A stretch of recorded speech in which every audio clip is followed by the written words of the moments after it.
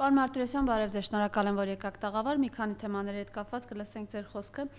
Երկար ժամանակի առաջ ենք ունեցել ձեզ հետ զրուցելու եւ այսպես մի քիչ հետ կգնանք, շատ թեմաներ կա էլի, որոնց հետ կապված ձեր տեսակետը հետաքրքիր է։ Եվ այսպես երևի սկսենք Trip-ը, դրա շուրջ զարգացումները, Դավոսում մենք ինչ տեսանք, խնդրեմ այս մասով ձեր տեսակետը, Trip-ի մարտահրավերները տարածաշրջանում նաեւ խաղացող մյուս երկրների համար, համեցեք։ Դե Trip-ը պարզ է, որ ինչպես նախատեսված էր, դա ոնց որ զուտ կոմերցիոն, տրանզակցիոն ինչ-որ գործարք է, բայց դա նաև ունի խաղաղություն բառը, հա, Trip-ի խաղաղություն բառը, բայց արդյոք դու կարող ես հասնել խաղաղության, եթե այդպիսի նախագիծը հակադրվում է այլ խաղացողների շահերին։ Դժվարանում եմ ասել, որովհետև ինչ կարող են անել այդ խաղացողները, որպեսզի եթե տեսնեն, որ իրենց շահերին շատ լուրջ ինչ-որ կարող է վնասներ հասցնի, կարող են ինչ կարող են անել, որ այդ ծրագիրը չիրականանա։ Մեկ, երկրորդը մենք այս պայն լսում ենք իշխանությունները Հայաստանի խոսում են միլիարդավոր ներդրումների մասին, բայց մինչ այսօր մենք չենք տեսել կոնկրետ ինչ ուրեմն թվերի մասին է խոսքը գնում, այդ ովքեր են այդ ներդրողները։ Իսկ շահերից դա պարզ էր ի սկզբե, որ այստեղ կան մի քանի շահարկողներ, դե արևմուտք ասածը դա Եվրոպան եւ Միացյալ Նահանգները, որոնց շատ կարեւոր է, որ Միջին Ասիայից եւ Կասպից ծովից էներգորեսուրսները հասցնեն Եվրոպա, ավելի շատ եվրոպացիներն է դա դարքրում։ Միացյալ Նահանգներին դարքրում է ուժեղացնել դիրքերը այս տարածքում, որպեսզի չձևավորվի ուժեղ ռուսական ազդեցության գոտի, հա, կայսրությունը եւ այլն, եւ նաեւ Չինաստանի դեմ, ինչու՞ չէ, գործիք։ Կա Իսրայելը ունի շահեր, այդ շահերը պարզ է հիմա մեկնաբանել պետք չի, բոլորը հասկանում են ինչի մասին է խոսքը գնում, եւ ամենամեծ շահողները այստեղ Ադրբեջանն են եւ Թուրքիան, որովհետեւ իրանք ասում են իրենց նպատակին, իրենց պետք է ինչ կամ էլ ասեն, որ սա միջանցք չի, տեսնում եք, միջանցք բառը չի օգտագործում, մենք պետք է նայենք բովանդակությանը, ոչ թե ինչ անուններ են դնում, հա, ինչ կամ ավելի շատ են խոսում նրա մասին, որ այ մեր ինքնիշխանությունը, տարածքային ամբողջականությունը պահպանվելու է եւ այլն։ Դու նայում ես գործարքին եւ հասկանում ես, որ եթե այդպես է, ուղղակի 26%-ով է պահպանվում քո ամբողջականությունը, որտեղ է ենք ստացել մենք 26%-ը։ Այդ էլ ստացել ենք ձևի համար, որ կարողանան ասել նախ եւ առաջ երևի իրավաբանական պահեր կան, հա, որովհետեւ եթե դու 25%-ից ավել ունես, դու կարող ես որոշ հարցերում կարողանաս վետոյի դիմես, բայց չի թվում, որ Թրամփի հետ հարաբերություններում մեր իշխանությունները Փաշինյանը կարողանալու են ասել ոչ, ինչ որ վետո դնեն եւ այլն։ Վտանգները շատ են մեզ համար առաջի հերթին, որովհետեւ այդ 74%-ն էլ կարող է վաճառվի, մենք չգիտենք ինչ կամ երկարատևելու այս Թրամփի ուրեմն իշխանություն։ Իսկ ինչ վերաբերում է տնտեսական այդ ներդրումների եւ այլն, ես միշտ հիշացնում եմ Կոսովոյի պատմությունը, որտեղ այսօր կա Թրամփի լիճ։ Թրամփի լիճը ստեղծվել էր, որովհետեւ կողմերը ալբանացի Կոսովոյում եւ սերբերը չէին կարող պայմանավորվել, թե ինչպես են իրանք ուրեմն աշխատացնելու այդ հզոր հիդրոկայաններ կառուցված 70-ական թվականներին դեր մի կողմը լիճը իր անունն էր տալիս, մյուս կողմը իր անունը, եկան Թրամփի բանակցողները, ասին ինչ խնդիր եկեք աշխարհին ասենք, որ Թրամփը խաղաղություն է բերել ձեզ, դա դեր մենք խոսում ենք առաջի ուրեմն Թրամփի նախագահության օրերն էր։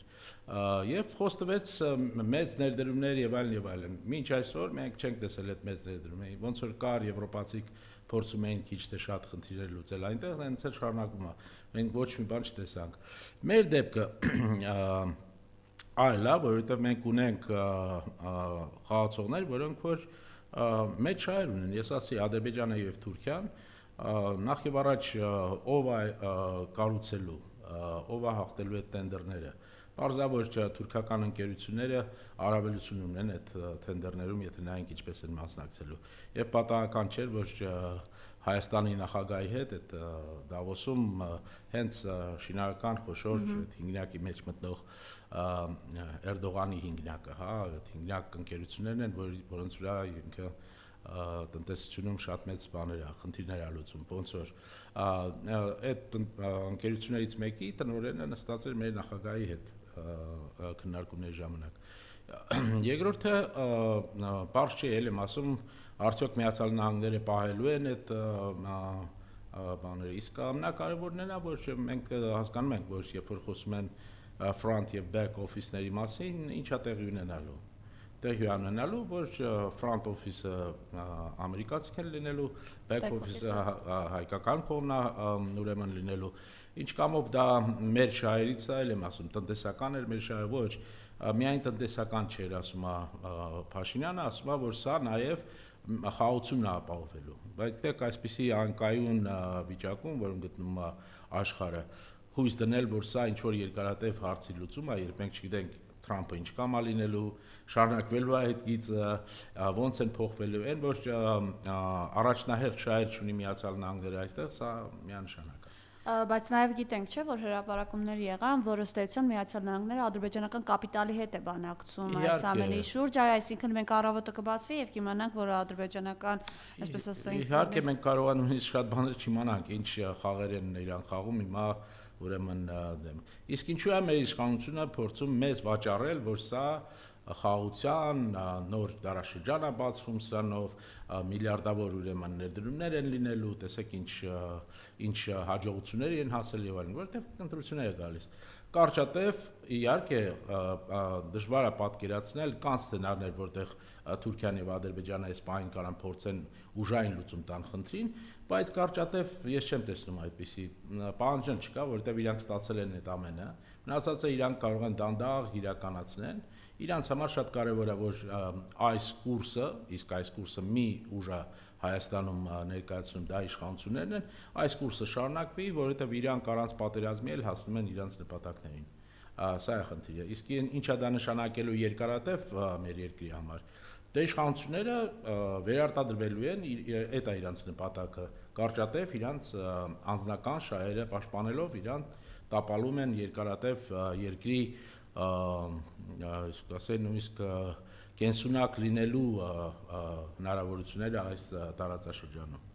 Բայց պարոն Մարտիրոսյան, տեսեք, նաև ադրբեջանական կողմը, թուրքական կողմը միշտ շեշտադրում են, հա, դուք ինչ անունով ուզում եք դա կոչեք, Թրամփի թրիփ, Թրամփի խաղաղության ճանապարհ, դա Զանգեզուրի միջանցք է եւ վերջ։ Իրանց համար Զանգեզուրի միջանցք է, այո, դուք ինչ ուզում եք կոչեք, այո։ Խնդրեմ, այս մասով, հա, ու այս իշխանության այդ նորից բլեֆը, որ իրենք ամեն ձև փորձում են շեղել, ոչ սա այդ միջանցքը չէ եւ սա այն խաղաղությունն է, որը ձեզ խոստացել էինք։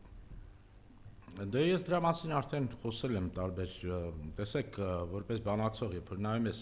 6 էջանոց այդ փաստաթղթին, որ ներկայացվեց մեզ, մի քանի կարևոր կետ կա այդտեղ։ Առաջինը, ոչ մի իրավաբանական, ուրեմն պարտականություններ Միացյալ Նահանգների վրա Միացյալ Նահանգները չեն ստանձնում։ Մեկ, երկրորդը շատ կարևոր է, ինչից է կախված լինելու հաջողությունը այս նախագծի։ Այդպես էլ գրված է։ Հաջողությունը կախված կլինի ինչպես առաջընթացից, հա, հարաբերությունները կարգավորելու Հայաստան, Թուրքիա ինստիտուցիոնալիզացնելու խաղաղությունը Ադրբեջանի հետ։ Այսինքն ծրագրի կամ այս նախագծի հաջողությունը նույնիսկ դրվում է կախվածության մեջ Թուրքիայի եւ Ադրբեջանի, այսինքն իրենց տրվում է լծակ, չէ՞։ Եթե իրանցից է կախված, իրանք կարող են նոր պահանջներ ներկայացնեն կամ այդ պահանջները չիրականացնելու դեպքում մերժեն, ասեն, որ հետաձգվում է, չի կատարում Հայաստանը այն ուրեմն պարտավորությունները, որ վերցրել էր իր վրա, որովհետեւ մենք հասկանում ենք, որ գրավոր այն ինչ որ մեզ ներկայացնում ենք, դա ամենը չի։ Դժվար է պատկերացնել, որ դա ամենն է, որովհետեւ եթե դա ամենը լիներ, մեզ Ալիևը չէր հիշացնի ամեն շաբաթ համարյա, եթե ոչ ինքը այլ առաջի դեմքերի բաներով, հա, իր թիմի առաջի դեմքերի, որ չկա արևմտյան Ադրբեջան։ Հիմա տրամաբանություն, շատ հասարակ տրամաբանություն, որպես բանակցող եմ ասում, եթե մյուս կողմը բացահայտ ասում է, որ այսպիսի նպատակ ունի, դու պետք է հասկանաս, իսկ ինչա պետք իրեն, որ այդ նպատակին հասնի։ Պետք է որ ոչ միայն ուրեմն ունենա ազատ շարժ նյութական, հա, տարածքում, այլ մարդիկ, հա, մեր իշխանությունները իրանք են փորձում նմանացնել այս ամենը Եվրոմիության ստեղծմանը, պատերազմից հետո, երկրորդ համաշխարհային պատերազմից հետո ստեղծված իրավիճակի հետ, եւ դա շատ ձեռնտու է ադրբեջանական եւ թուրքական կողմին։ Իրանք ասելու են, ուզում եք, չէ՞ որ այդպես լինի, ուրեմն պետք է ազատ շարժ լինի ադրբեջանցիք, պետք է գույքել գնեն Հայաստանում, տիրանան, վերադառնան եւ այլն եւ այլն, ոչ մեկ չի կարողանալու խոչընդոտել այդ ընթացքը։ Սա ակնհայտ է։ Իսկ դրան հասնելու համար միայն սահմանադրությունը փոխելը դա չի բավարարել։ Ուրեմն այլ բաներ էլ կա, որ պետք է մեր իշխանությունները իրականացնեն։ Ուղղակի այս պահին իրականացնելը դժվար է, որովհետեւ գալիս են ընտրություններ եւ իրանք երևի փորձելու են խուսափել որևէ բացասական բաներից։ Նորից խոստումներ են տալիս, իսկ այդպիսի խոստումներ իրանք միշտ տվել են եւ խախտել են։ 10 թվին որևէ խոստում տվել են, չեն իրականացրել, հակառակն են նույնիսկ արել, 21 թվին նույն ձև խոստումներ են տվել, չեն իրականացրել, հիմա նորից խոստումներ են տվել ու նորից մարդիկ կան, որ ասում են, հա, էլի ոնց որ խաղաղություն է։ Կարճատև կարելի է ասել, որ դա խաղաղություն է, որովհետև ռազմական լուծում չեն տալու այս հարցին կողմերը, մեն էլ ասում եմ, կա սցենար, որտեղ դա էլ չի բացառվում Իրանի հետ կապված։ Բայց ես հիմա չեմ ուզում այդտեղ գնալ, հասենք թե խաղաղությունը այսպես կոչված։ Բայց ինչի հաշվին է այդ խաղաղությունը։ Մեր ինքնության հաշվին է այդ խաղաղությունը։ Մեր հանրապետություն, իրական հանրապետություն ունենալու հաշվին է այդ ամենը արվում։ Այո, իսկ իշխանությունները պատրաստ են ինչ գինել ասեն, ինչ ուրեմն զիջումներ էլ իրանցից պահանջեն, իրանք պատրաստ են անել, մենակ թե իշխանությունը պահեն Հայաստանում։ Տարածաշրջանում մյուս խաղացողները, մասնավորապես Ռուսաստանն ու Իրանը, ինչ ավելի շուտ ոչ թե ազդեցություն, այլ ինչպիսի արձագանք պետք է դրսևորեն ըստ կամ ինչպես է գնահատում այսօր իրենց արձագանքը։ Դե երկուսն էլ ունեն այլ ավելի կարևոր խնդիրներ։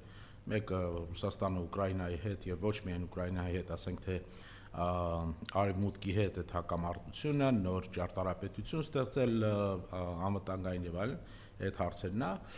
Դե Իրանն էլ գիտենք այս Թրամփի ասած նավատորմը արմադան, որ ինքը հավաքել է, ներսի խնդիրները եւ այլն։ Բայց դա չի նշանակում, որ իրանք անտեսելու են իրանց երկարատև շահերը, թե ինչ են պատրաստ անել իրենք, որպեսզի եթե տեսնեն, որ սա վնասելու է իրենց շահերին, ես էլ եմ ասում, տարբերակները շատ են, այնպես չի, որ տարբերակները իրանք չունեն, ուղղակի այդ տարբերակները պահանջելու են իրանցից նայում ես այդ տարբերակներին ուժային, հա, ինչ-որ բան տալ, լուծում տալ այս խնդրին, կամ ուժային, կամ ինչ-որ այնպիսի բաներ մտցնել Հայաստանի դեմ, որ ցավալի լինի նաև բնակչության համար։ Այս բային իրանք խուսափում են, իրանք պետք չի դա անել, իրանք սպասում են տեսնել, որովհետև անորոշություն կա նաև այդ թրիփի հետ կապված, հա, մենք ոչ մի կոնկրետ բան չգիտենք, ով է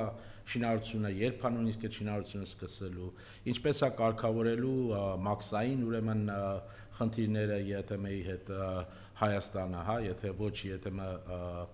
երկիր ունի ազատ մուտք քո տարածքով կարող անցկացնի ուրեմն գույք իրեր եւ այլն եւ մարդկանց էլ ինչու՞ չէ։ Սա դեռ շուտ ասել իրանք ինչ են անելու, որ եթե ասենք իրանց շահերը փորձեն նույնիսկ ուրեմն ինչ-որ ձևով բավարարել, դա կարող է Փաշինյանը փորձում անել, կարող է եւ խոստումներ է տալիս Մոսկվային, որ ոչ, դուք եք լինելու, սա միակ ճանապարհը չի լինելու եւ այլն, բայց դա այդ ամենը, գիտեք, ես դժվարանում եմ ասել, ով այս պահին Փաշինյանին վստահում։ Միգուցե եւ Թրամփն է իրան վստահում, որովհետեւ հենց որ Թրամփը ասում է, եկեք ասեք, ինձ պետք է այսօր որպես գործիք,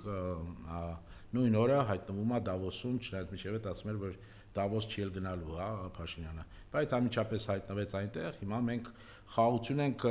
ուրեմն կառուցում ոչ միայն Գազայում, այլ աշխարհով մեկ խաղաղություն ենք կառուցում Թրամփի հետ միասին։ Սա ուղղակի զավեշտալի է, հա, որովհետև բայց եւ աղետաբեր եթե միայն զավեշտ լիներ։ Դե տեսեք, աղետաբեր, որովհետև երբ որ միջազգային համակարգը կամ աշխարհի այս համակարգը գտնվում է տուրբուլենտ վիճակում, փոքր երկրները կամ պետք է շատ ամուր ինչ-որ ալյանսի մեջ լինեն, որտեղ իրանց ոչինչի ոչ մի վտանգ չի բանանում իրանց, հա, դրսի, կամ պետքա ավելի զուսպ քաղաքականություն վարեն, որպեսզի չհայտնվեն ինչ-որ մի ճամբարում, հետո բարձավի, որ այդ ճամբարին իրանք այլևս պետք չեն, իրանք օգտագործեցին եւ գցեցին եւ իրանք մնում են միայն մենակ։ Մեր իշխանությունները անում են այդ ամենը, որովհետեւ իրանք համոզել են իրանց կամ իրանց են համոզել, որ միակ ճիշտ ձևն է գոյատևելու այս տարածաշրջանում դա Թուրքիայի եւ Ադրբեջանի հետ ուրեմն հարաբերությունները բարելավելը եւ ինստիտուցիոնալիզացնելը ուրեմն խաղաղությունը, ինչպես գրված է այդ փաստաթղթում։ Ուրեմն ինչ խնդիր մենք ունենք սրա հետ։ Խնդիրը հետեւյալն է, որ ոչ Ադրբեջանը, ոչ Թուրքիան չեն հրաժարվում իրանց նպատակներից։ Եթե ասենք թե գոյնե իրանք ասած լինեին, որ այո, սրանով ավարտվում է եւ իրոք մենք ստեղծում ենք ինչ-որ խաղաղություն, մենք տեսնենք, որ իրանք այդպիսի նպատակներ ունեն, միգուցե էլի կլինեին ինչ-որ վերապահումներ, բայց այս պահին, երբ որ իրանք ասում են Արևմտյան Ադրբեջան, երբ որ իրանք ասում են ինչ են ուզում իրանք տեսնել այս տարածաշրջանում, հա, այն ինչ որ ուզում է տարածաշրջանում տեսնել նույն Աթաթուրքը, հա, այս վերջերս հրատարակվեցին որոշ փաստաթղթեր այն ժամանակաշրջանից, հա, եւ մենք տեսնում ենք, որ այդ նպատակները չեն փոխվել։ Իրանց պետքա որ ստեղ լինի շատ փոքր ամբողջությամբ իրանցից կախված մի ես չեսի նույնիսկ պետություն, վիլայեթի նման ինչ-որ մի բան։ Եվ իրանք դրան են տանում։ Իսկ մեր իշխանությունները ասում են, չէ, դա խաղաղության ճանապարհն է, դա խաղաղության ճանապարհը չի։ Դա ճանապարհն է, երբ մենք կորցնելու ենք հնարավորությունը ունենալ այստեղ որևէ մի հիմք անկախ պետության եւ հանրապետության գոյատևման համար։ Գիտեք, Ռուսաստանի մասով, գիտեք, որ երբ հունվարի 15-ին Նիկոլ Փաշինյանը Ռուսաստանում էր, ինքը առաջարկում էր, որպեսզի Ռուսաստանը մասնակցի եւ վերականգնի Ադրբեջանի եւ Թուրքիայի սահմանային երկաթուղային հատվածների այս ամենին եւ կարծես ռուսական շրջանակներում մասնավորապես Զատուրինի խոսքով սա հերթական սցենարն է ինչպես գցել ռուսներին, հա, ներողություն այսպես էր, էլի մոտավորապես սլակներ ուղղել Ռուսաստանի դեմ, այսինքն մենք դրա նախադեպը տեսել ենք Արցախում, երբ զորախմբին կանչեցին եւ հետո ինչպես ամեն ինչը բարթեցին, իրենք գնալով ճանաչելով Արցախը Ադրբեջանի կազմում բարթեցին այս ամենը ռուսների վրա։ Այս մասով ձեր տեսակետը։ Դե տարբերակներ երևի հնարավոր են, ես չեմ կարծում, որ անհնար է գտնել տարբերակ, եթե պետք է որ ոչ միայն ուրեմն Միջինասիան կապի Թուրքիայի հետ եւ հետո Եվրոպայի հետ, այլ նաեւ պետք է ինչու՞ չէ հյուսիս-հարավ նաեւ բանին աշխատացնի Հայաստանի տարածքով, չնայած բարձ չի ինչու պետքա Իրանը եւ Ռուսաստանը հրաժարվեն արդեն համարյա իրականություն դարձած Ադրբեջանի տարածքով, հա, այդ հարավ-հյուսիս բանը։ Բայց խնդիրը հետեւյալն է, այդ Զատուլինի խոսքը ինչի մասին է։ Զատուլինի խոսքը նրա մասին է, որ չեն վստահում։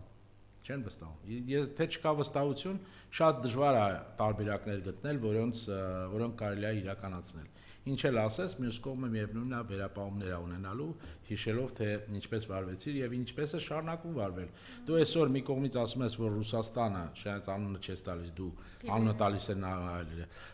այսպես կոչված հիբրիդային պատերազմ է վարում, առանց հասկանալու թե հիբրիդային պատերազմը այդ հայցեքարք տերմինը ինչ է նշանակել եւ ինչ է նշանակում, այսինքն մամուլում շրջանակվող ինչ-որ բաներ կամ կայա կալասը, որը որ լավ կլներ ինքն էլ հասկանար թե հիբրիդային պատերազմը ոնց է սահմանել գեներալ Մեծիսը ժամանակին, իրանք շարունակում են օգտագործել այդ բաները, այսինքն Եվրոպայում ասում են, որ վտանգը Ռուսաստանն է, փրկեք մեզ, փող տվեք, որ մենք կարողանանք դիմադրենք, գնում են Մոսկվա, ասում են եկեք ներդրումներ արեք, ձեր շահերից է լինելու եւ այլն եւ այլն։ Պարզա որ միջև վերջ ոչ այնտեղ վստահություն չկա, իսկ երբ որ վստահություն չկա, դու փոքր երկիր ես, քեզ դիտում են միայն որպես գործիք։ ոչ թե որպես պարտնյոր, ոչ թե որպես ինչ որ ուրեմն կոալիցիայի անդամ եւ այլն, ուղղակի այս պահին պետք է որպես գործիք, արևմուտքին պետք է որպես գործիք ռուսներին դուրս մղել տարածաշրջանից, Ադրբեջանին, Թուրքիային այլ խնդիրներ իրանք լուծում, մենք խոսեցինք դրա մասին։ Չգոյություն ուղղակի Ադրբեջանն ու Թուրքիան լուծում են Հայաստանի չգոյության հարցը այլևս։ Իսկ եւ մեր իշխանությունները դառնում են գործիք այդ նպատակների համար, այդ շահերը բավարարելու համար։ Իսկ մեր արդյոք դա մեր շահերից է։ Ես չեմ զարմանա, եթե սնտրաշավի ժամանակ ասեն, որ դա էլ է մեր շահերից, որովհետեւ միայն այդ ձև կարող են գոյատևել այս տարածաշրջանում։ Եթե դուք միայն այդ ձև կարաք այս տարածաշրջանում գոյատևել, ձեր ասելով, հասկանում եք, նույնիսկ ազգային պետության գաղափարը իմաստից զրկվում է, որովհետև ազգային պետությունները միշտ ստեղծվել են Եվրոպայի պատմության մեջ եւ ամբողջ աշխարհով մեկ հետո ստեղծվել են այն նպատակով, որ իրանք պետք է այդ ինքնությունը այդ տարածքում ստեղծեն պայմաններ, որ անվտանգ կարողանա զարգանա։ Հիմա եթե դուք ասում եք, որ մեզ պետք է մեր ինքնությունը փոխել, որ մենք գոյատևենք այստեղ, էլ ձեր պետությունը ինչի համար է պետք, որ դուք այս տարածքում հարկեր հավաքեք եւ հետո պարգևավճարներ բաժանեք ձեր մեջ։ Դա է իմաստը։ Իհարկե դա ստեղծելու այնպիսի պայմաններ, որ հայը չի ուզենալու ապրել այստեղ։ Էլ ինչ վերադարձ դեպի Հայաստան եւ այլն, ամենակեղծա, ամենասուտա։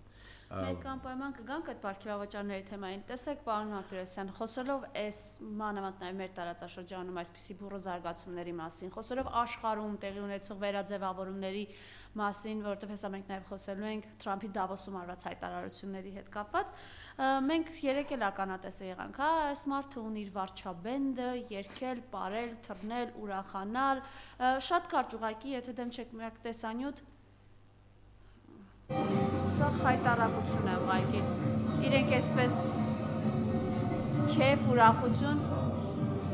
նախարարը պարում է, վարչապետը նվագում է, ինչ-որ անձինք ենտեղ են, մյուսը Ալեն Սիմոնյան ազգային ժողովի նախագահը այս Շնորհակալություն,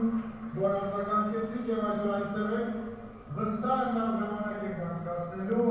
Ու այս ամենը այս ազգային աղետի, կորսված հայրենիքի, զոհերի, Բաքվում խոշտանգվող գերիների,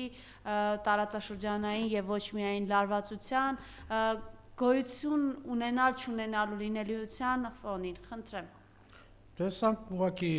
տեխնոլոգիաներ են նախընտրական, առաջերտին իրանք պետք է ապագայի ուրեմն նոր պատկերը, չէ, որ իրանք պետքա ընտրողին վաճառեն։ Խաղությունը եկել է, ուրեմն ուրախանալու եւ երկելու, պարելու պան է եկել, տեսեք ինչ դարաշրջան ենք ուրեմն մեր այս իշխանությունները հասցրել եւ միայն իրանք կարող են այդ ուղղությամբ շարունակել մեզ տանել։ Քանի որ իրանք տեսնում են, որ այդ 60%-ը, որը որ մոտավորապես 60% այս թվերը չեմ կարող ասել, որ հենց 60-ա, բայց մոտավորապես այն ընտրողները, որոնք որ կամ հրաժարվում են ընտրություններին մասնակցել, կամ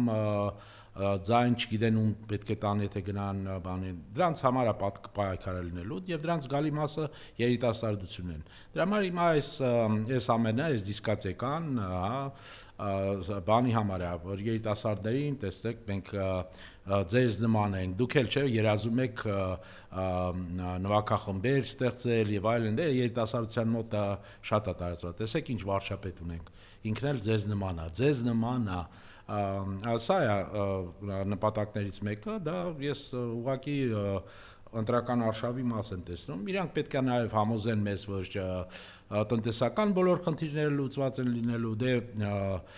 անվտանգության խնդիրը լուծված է, որովհետև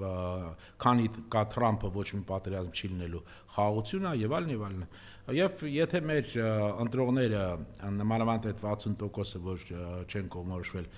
տան իրենց ձայները, իրենց ուրեմն հավանականությունը, որ իրանք օգտագործելով admin ռեսուրսը եւ ստանալով ինչ որ մի զանգվածի ձայներ, որոնք նորից խափնվելու են այս արդեն երրորդ անգամ դրանով իրանք փորձելու են ապահովել իշխանությունը պահելու խնդիրը Բայց այս ամենի ֆոնին նաև որ իրենք այս իմիտացիան ստեղծում որ իբր ամեն ինչ լավ է, խաղաղ է, երիտասարդությունը երջանիկ է, չնայած իրանք մի երիտասարդություն, մի սերունդ, այսպես իրենց վերած պատերազմի եւ աղետի հետևանքով զոհվելը, իրենք նաև այո, ինչպես են իրենք միլիոններ հաստող պարգևավճարներ իրենց դուրս գրում եւ իրականության մեջ թե ինչ ծանր պայմաններում են մեր թոշակառուները խնդրել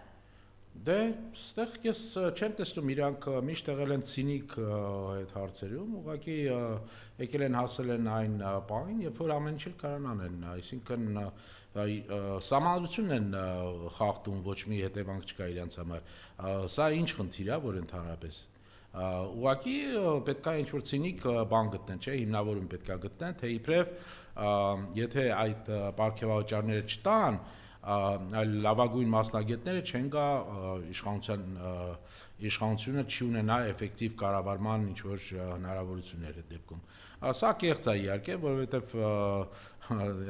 պարգևավճարը տրվում է մարդկանց, որոնք որ ինչ-որ հաջողության են հասել, հա,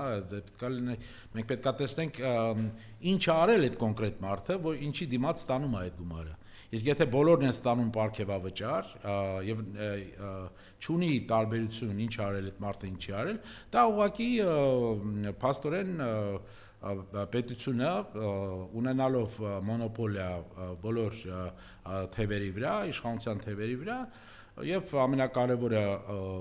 ուրեմն բռնության մոնոպոլիա նաեւ ունենալով ասում եմ ես կարամ ես անեմ, իսկ ձեզ դուր դեր չի գալիս, ինչ ուզում եք արեք։ Ես միևնույնն է վերարտադրվելու եմ, անելու եմ ես եւ շարունակելու եմ դա անել։ Իսկ դուք պետք է ձեր հարկերը տաք եւ չբողոքեք։ Հերոսաբար տվեք ձեր հարկերը, որ մենք լավ ապրենք։ Սա է իրանց պատկերացած արդարությունը։ Սա բերում է մեզ շատ կարևոր մի խնդրի, որը որ պարզ էր ինձ թվում է ոչ միայն Նժդեին, միջև Նժդե շատերը դրա մասին խոսել են, պետություն, որտեղ չկա արդարություն չկա,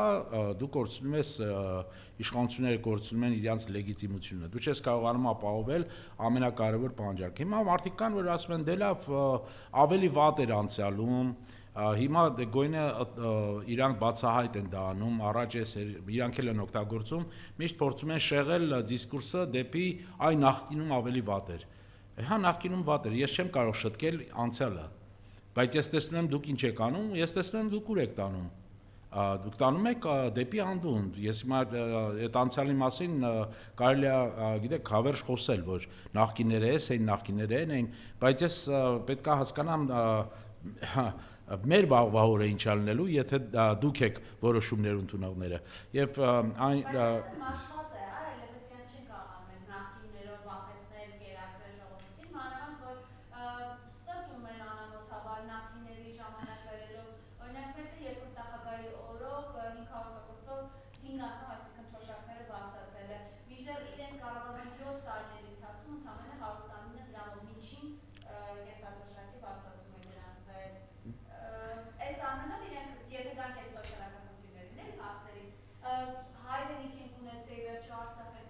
Այս խոսված, այս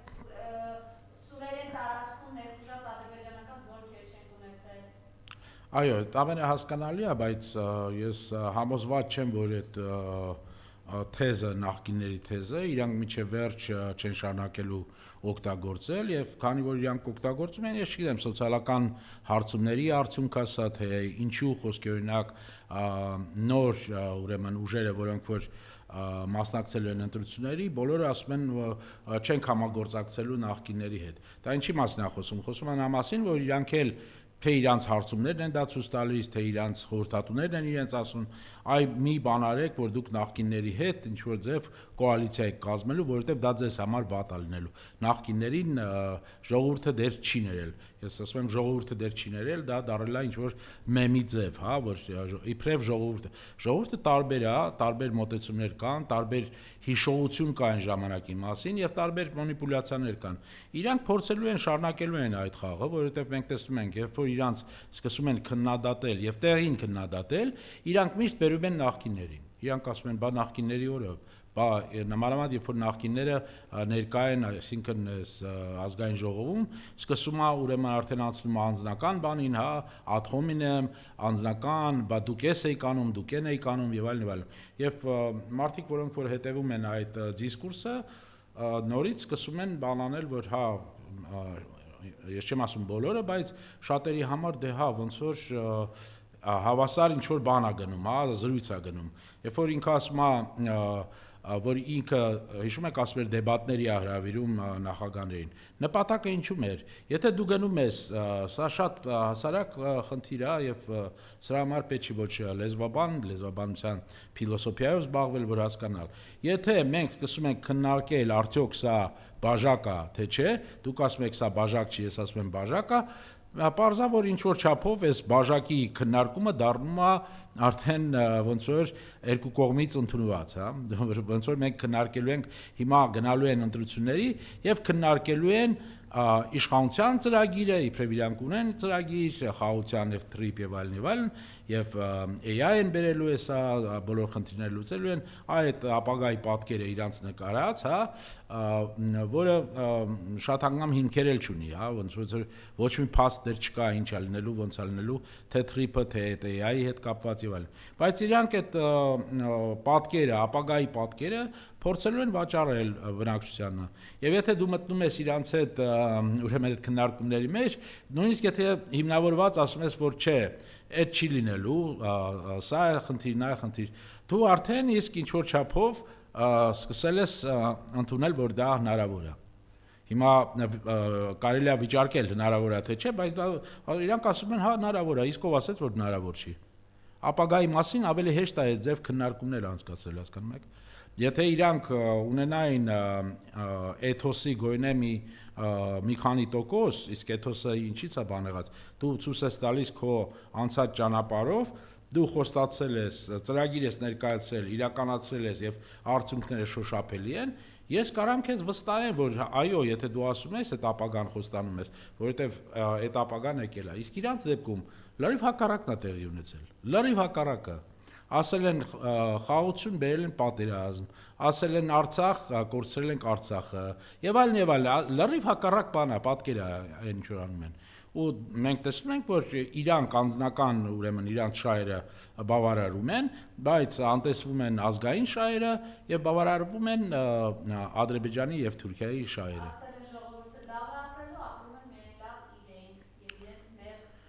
Դե ինձ թվում է որ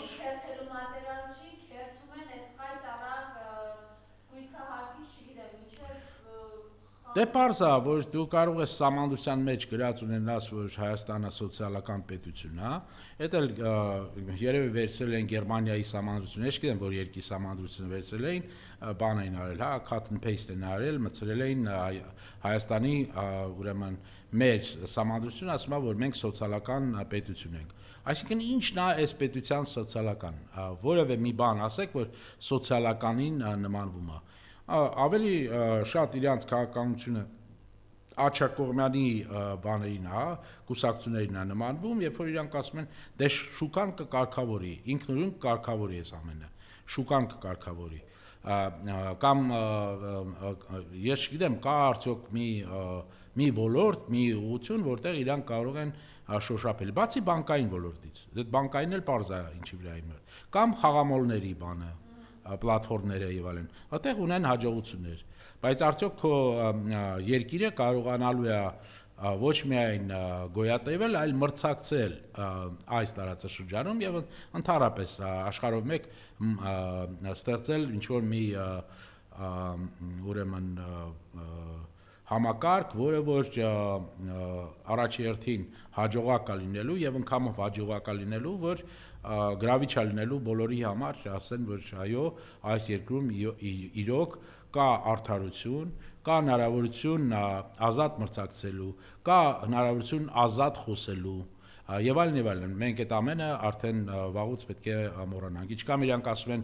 ազատ խոսքի հնարավորություն կա, մենք տեսնում ենք ուրեմն այո, խոսքի համար մարդկանց իրանք կարող են չկան երկրներ, որտեղ խոսքի համար կարան տուգանեն խոսքի, ես կա այդպիսի բան, բայց որ միջև դատը նույնիսկ մարդկանց կալանքի բան անեն, պատժեն ուրեմն, արդեն պատժեն, միջև նույնիսկ դատարանի որոշումը կա, դու խիստ պատժում ես այդ մարդկանց։ Սա իհարկե անընդունելի է, բայց ինչու է տեղի ունենում, որովհետև իրանք ունեն կարտ բլանշ Թուրքիայից, Ադրբեջանից դե դա անվտանգային հարցով ոնց որ մենք չենք խանգարելու ձեզ մինչև ընտրություններում հաղթեք, հետո կանեք այն ինչ որ խոստացել եք, եւ ամենա երևի գիտեք ինձ համար խոսքի օրինակ այդ երկերեսությունը եվրոպական, հա, ոնց կարող եք դուք այս ամենը չնկատեք, ոնց կարող եք դուք այսօր լռեք, ասեք որ ամեն ինչ ստեղ դեպի ժողովրդավարություն է գնալու, ու մենք այդ ամենը լսելու ենք, այս գալու են երբ լինելու մայիսի 4-ին, երբ այդ հավաքը տեղ ունենալու, էլի հնչելու են կենացներ, ժողովրդավարություն եւ այլն եւ այլն։ Ես չգիտեմ ընդդիմությունը ինչ է ուզում անի, բայց դա լինելու է շատ լավ հնարավորություն ցույց տալ իրական դեմքը իշխանությունների հետ օրը։ Ուզում ԵԽԽՎ-ի ընդունած բանաձևին անդրադառնանք եւ այնտեղ արտգործնախարար Արարատ Միրզոյանի հետ հայտարարությանը, որ ասում են Հայաստանում սրբազաններ են, հոգեվորականներ են հետապնդման ենթարկում, դա բամբասանք է, որ ավելի խոսում է, որ իրոք Նիկոլ Փաշինյանի կյանքի ներվտանգ սպառնում, նաեւ բանաձևը ԵԽԽՎ-ի իշխանազավթում, որ արձանագրում են, որ ցավալի է, որ կան հոգեվորականների իբր իշխանազավթում են իրականացնել, այսինքն սա նաև ցույց է, թե ինչպես են իշխանությունները իրենց օգնի դրսում լավ աշխատել, եւ այստեղ նաև ներդիմություն անելիք ունի մեծ մասով, բայց փաստ, որ մենք ունենք այո խաղ բանտակյաններ, մենք ունենք հետապնդման ենթարկվող խոշտանգող ինչ-որտեղ նաև, որովհետև մենք տեսնում ենք, թե ինչ ավազանգեր են իջեցնում փաստաբանները, ինչ վիճակում են պահում այս մարդկանց, ընտրված համայնքապետ Վարդան Ղուկասյանից մինչև մեր գործընկեր Նարեկ Սամսոնյանին խնդրեմ այս մասով, ԵԽԽՎ բանաձևն Արարատ Միրզոյանի հայտարարությունը։ Դե ես արդեն ասացի, եթե նույն ձևով կարելի է տեսնել, որ կային չէ եվրոպական ձախակողմանի քաղաքական գործիչներ 30-ական թվականներին, որոնք ասում էին, որ ամեն ինչ շատ լավ է խորհրդային միությունում եւ միայն 56 թվին այդ 20-րդ համագումարից հետո, երբ որ այդ ամենը բացահայտվեց եւ այլն, մենք չենք կարող հավատալ, որ այդպիսի բաներ էին տեղի ունենում։ Հազարավոր մարդկանց գնդակահարում էին առանց դատի, առանց որևէ մի բանի։ Տրոյկան որոշում էր, որ մեղավոր է եւ վերջ։ Իհարկե մենք կարելի ասել խստության բանով մենք չենք հասել դրան, հա, բայց դա պետք էլ չի իշխանությունը պահելու համար այսօր։ Բավարար է, որ դու կարողանաս ում ուզես, ոնց ուզես պատժես խոսքի համար։ Եվ եթե եվրոպացիք դա չեն տեսնում կամ նա ձև են անում, որ իրանք չեն տեսնում, դա միևնույնն է, վերջում ավելի վատ է իրանց համար լինելու, որովհետև գիտեք, իրանք էլ կորցնում են ինչ որ չափով ուրեմն հեղինակությունը, լեգիտիմությունը, ելով է ձեզ վստահելու սրանից հետո։ Երբ որ դու տեսնում ես, որ դուք ոչ ձեր արժեքներն եք պաշտպանում, այլ ինչ որ շահեր ունեք, այդ շահերի հետևից ընկած, ուրեմն պատրաստ եք ամեն ձև, ամեն բանի վրա կամ աչքներ փակեք, կամ այդ Եվրոմիությունը կամ տարիա չգիտի, որ Ալիևը բռնապետ է, կամ չգիտեն, որ կոռումպացված է, ամեն ինչ էլ գիտեն, ամեն ինչ էլ բան է, մենք ուղղակի այստեղ դժբախտաբար դեր ունենք մարդկանց, որոնք որ այդ արևմետամոլ լինելը անգամ խորը ուրեմն արմատներ է բանել, որ երբ որ իրանց նույնիսկ փաստի առջև ես կանգնացնում, միևնույն ասում են, որ դա առաջատար ուրեմն բանն է, քաղաքակրթությունն է։ Մենք պետք է ամեն ձև պայքարենք ուրեմն կայսրության դեմ, Ռուսաստանի դեմ, որովհետև կա ավելի քաղաքակիրթ ուրեմն աշխարհ, որին մենք պետք է անդամ դառնանք։ Դու եղի այդ քաղաքակիրթը առաջինը։ Դու եղի, դու դա չես։ Քո էությունը բռնապետությունն է։ Այսօր շատ քիչ բանով է տարբերվում, այն ինչ որ տեղի է ունենում Հայաստանում, նույն Ադրբեջանից։ Մի քիչ ավելի խիստ է այնտեղ, մի քիչ ավելի կոշտ է ինքը, արդեն դաշտը բանը արել պատրաստելա եւ իր գործը մի քիչ ավելի հեշտացել է, որովհետեւ ինքը հայել կարողանում է վաճառել հաղթանակը հայերի բանով, հա, որ ինքը այդ նպատակին ասել է եւ դեր խնդիր ունի արևմտյան հիմա Ադրբեջանի, որովհետեւ շատերը այնտեղ ընդդիմությունը նույնիսկ ամիջապես դրանով համոզվեցին, որ այո, պետք չի ուրեմն Ալիևի կլանի դեմ բան անել։ Սա է միակ տարբերությունը։ Իստեղ տեսեք, ինչ վերաբերվում է եկեղեցու դեմ պայքարին։ Եվ գալով եկեղեցուն ուղղակի գիտեք, որ երեկվանից Սուրեն Պապիկյանի որոշմամբ Հայաստանի զինված ուժերում հոգևոր առաջնորդությունը լուծարվեց եւ հիմա ճիշտ ասած վաղ առավոտից լարված է զու հոգևոր առաջնորդությանը պատկանող քանեքերը Սուրբ Աստվածածին եկեղեցին, որը հսկում է ռազմական ոստիկանության մեքենան։ Ըստ երևույթին ուզում են խոչընդոտել հոգևորականների մուտքը եկեղեցի։ Խնդրեմ։ Դե տեսեք, մի նպատակ հայտարարվեց, երբ որ Փաշինյանը սկսեց իբրև զայրացած էր, որ խախտվել է շատ կարևոր ուրեմն կուսակրոնության այդ դիրքը եւ այլն։ Տեսավ դա չի աշխատում, սկսեց ներսից ուրեմն օգտագործելով կոմպրոմատը,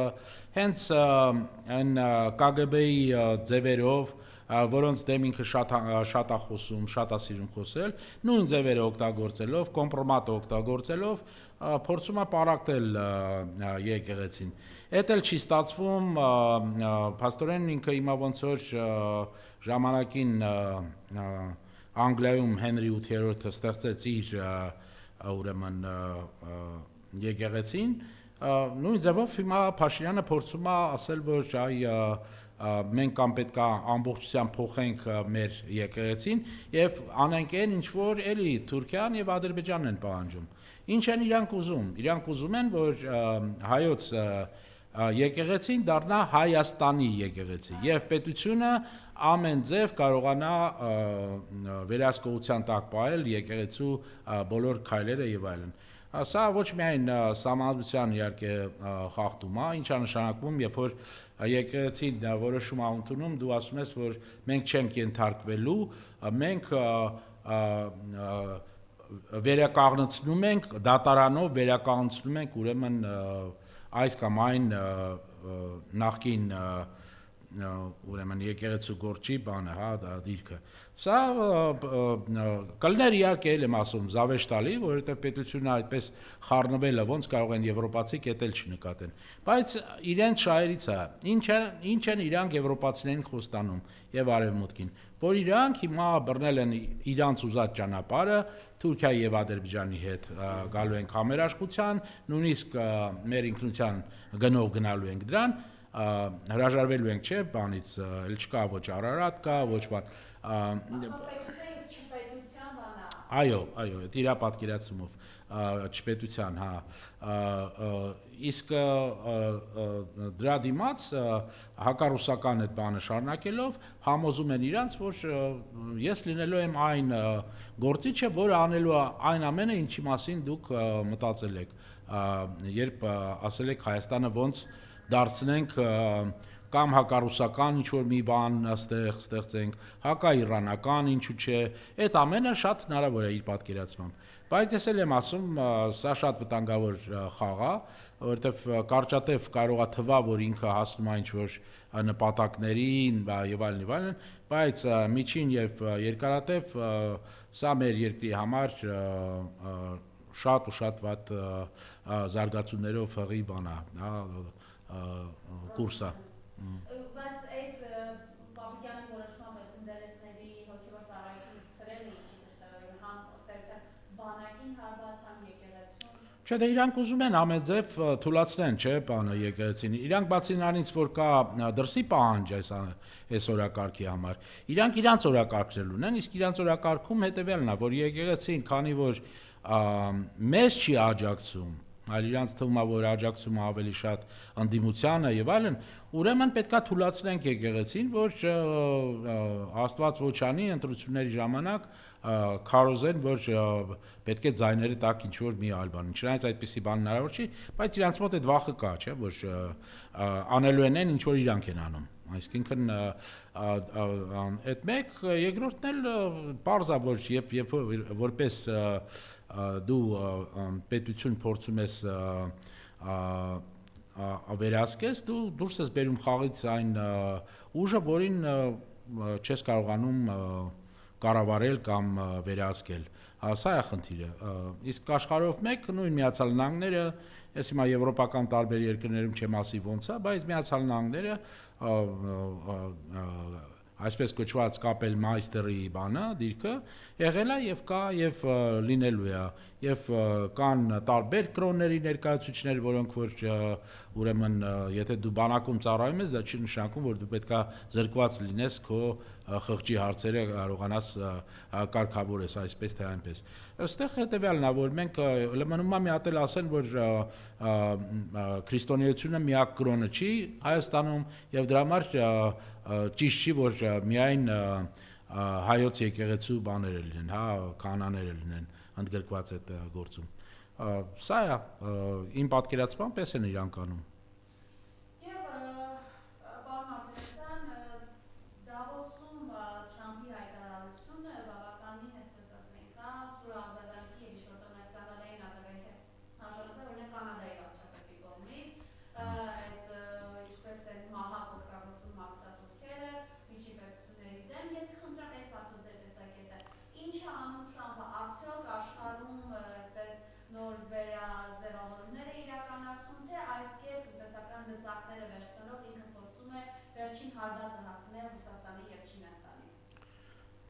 Դե այն որ իրանք Չինաստանը դիտում են որպես ամենակարևոր ուրեմն խնդիր անվտանգության համար, դա պարզ է, դրա մասին բացահայտ ուրեմն արդեն հայտարարել ոչ միայն ակադեմիական շրջանակներում կամ think tank-ների շրջանակներում, այլ պետական Պենտագոնի հրատարակած ուրեմն կարևոր ռազմավարական փաստաթղթի մեջ այդ ամենը գրված է։ Հիմա ինչ է ուզում Թրամփը, Թրամփի պատկերացմամբ կայսրությունը, այսինքն ինքը կայսրն է, Միացյալ Նահանգները ունեն ուրեմն խնդիր, որովհետև որպես գլոբալ կայսրություն տարբեր երկրներում տարբեր տեղեր ունեն շահեր, բայց ծախսը ավելանում է, չէ՞։ Պատկերացրեք ինչքան հսկայական է այդ ծախսը, նույն էս Իրանի դեմ էս հավաքված արմադան օրական մոտավորապես նույն տեղում պահելը, հա, այդ նավատորմը օրական մոտավորապես արժի $20 միլիոն, հա, եւ պարզ է, որ ինքը որպես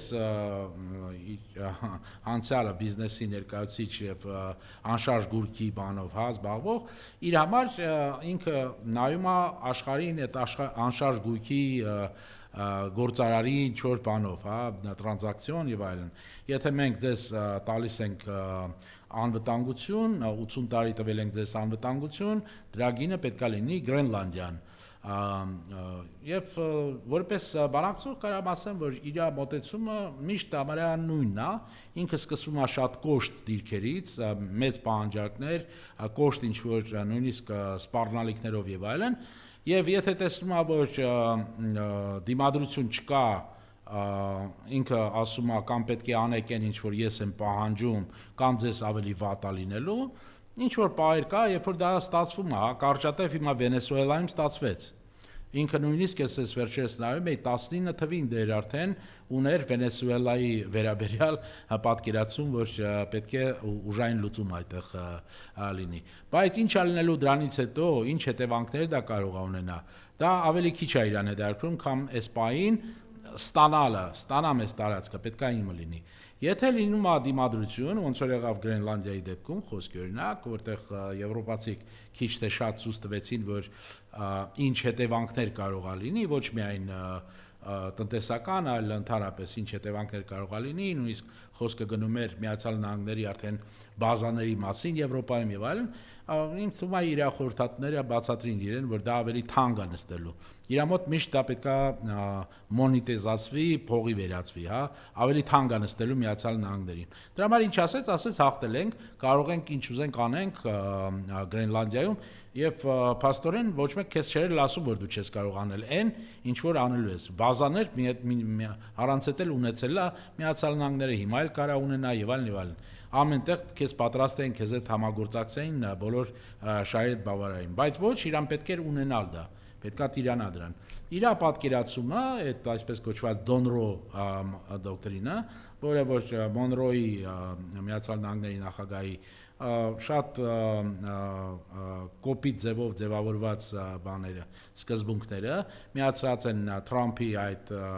ուրեմն անշարժ գույքի աշխարհի բաների պատկերացումների հետ եւ հետեւյալ պատկերն է, այսինքն աշխարհի այս մասում ոչ չինացիք, ոչ ռուսները, ոչ մեկ չպետք է կարողանա խառնվի, սա մեր տարածքն է ոնց որ սրանից դուրս որտեղ մենք կարողանալու ենք մենք մեր ուժը հերիքելու է, մեր ծախսերը հերիքելու են, մենք այդտեղ էլ համարելու ենք, որ դա էլ է մեր ազդեցության գոտի, որտեղ չենք կարողանալու, դուրս են գալու, դուք ինքնուրույն լուծեք ձեր խնդիրները, եվրոպացիք, դուք ինքնուրույն լուծեք ձեր խնդիրները, Ճապոնիա, Հարավային Կորեա, ինքնուրույն լուծեք կամ մեզ դրա դիմաց ավելի մեծ գումարներ պետք է հատկացնեք, որը անհնար է փաստորեն իրականացնել։ Սա է Թրամփի պատկերացրածը։ Ես չգիտեմ ինչ կամա տևելու Թրամփը որպես նախագահ, ինչ ալնելու աշնանը, ինչ կլինի մյուս ընտրությունների ժամանակ, ինքն էլ երիտասարդ չի, արդեն Գրենլանդիան Իսլանդիայի հետ է խառնում եւ այլն, հա։ Մենք այդ ամենը պատկերացնում ենք, բայց ես համոզված եմ, որ այն հակամարտությունը, որը որ ձևավորվել է Միացյալ Նահանգներում, այդ երկու ճամբարը, որ ձևավորվել են, այդ հակամարտությունը շարունակվելու է եւ կշարունակվի այս գիծը, Թրամփի գիծը, թե կգան նորից գլոբալիստները, որոնք որ կասեն այդ ամենը սխալ էր, մենք պետք է նորից հիմա վերականգնեցնենք մեր հարաբերությունները Եվրոպայի եւ այլ պարտներների հետ եւ այլն։ Ես չգիտեմ, չեմ կարող ասել, որովհետեւ այստեղ 50-50-ի վրա է, ոնց է այդ ամենը շարունակվելու։ Բայց այն որ կա անորոշություն այդ հարցերում, դա միևնույնն է, մեզ պետք է հուշի, որ մենք չենք կարող այս պահին խոսել ինչ որ 100 տարվա խաղաղության մասին, ինչ որ գիտեք հայտարարություններ են անում, իբրև իրանք ոչ թե մարդ են, որը որ մահանալու բան ունի, հա, ինչ որ այլ իրանք ինչ որ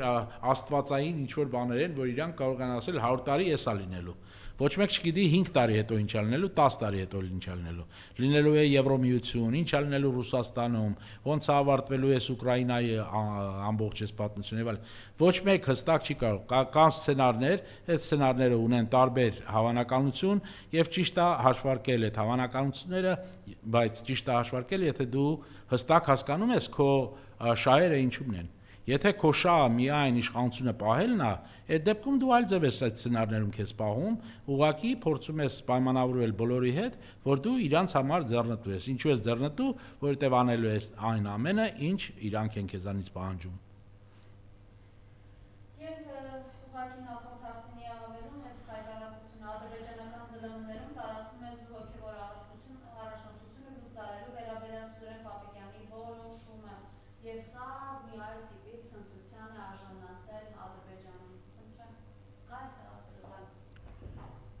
Ես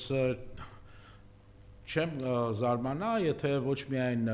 Սուրեն Պապիկյանը այդ քալից հետո էլ ասի, որ իսկ մեզ բանակ ընդհանրապես ինչին է պետք։ Պաշտպանության նախարարություն պետք է, որովհետև իրանք պետք է պարգևավճարներ ստանան այնտեղ, բայց բանակ մեզ ինչներից է պետք։ Բանակ մեզ պետք չի, որովհետև ոչ Թուրքիայի դեմ ենք պատերազմելու, ոչ Ադրբեջանի դեմ ենք պատերազմելու, ոչ մոքի դեմ էլ չենք պատերազմելու։ Մենք պետք է դառնանք փոքր այսպիսի երջանիկ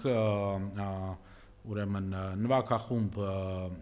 ձևավորված վարչությունով, վարչակազմով, այդ է մեր նպատակը լինելու այս տարածաշրջանում։ Սա է իրանց, դա Ադրբեջանի եւ Թուրքիայի նպատակն է։ Եկեղեցին թույլատնելը, որպես եկեղեցին մնում է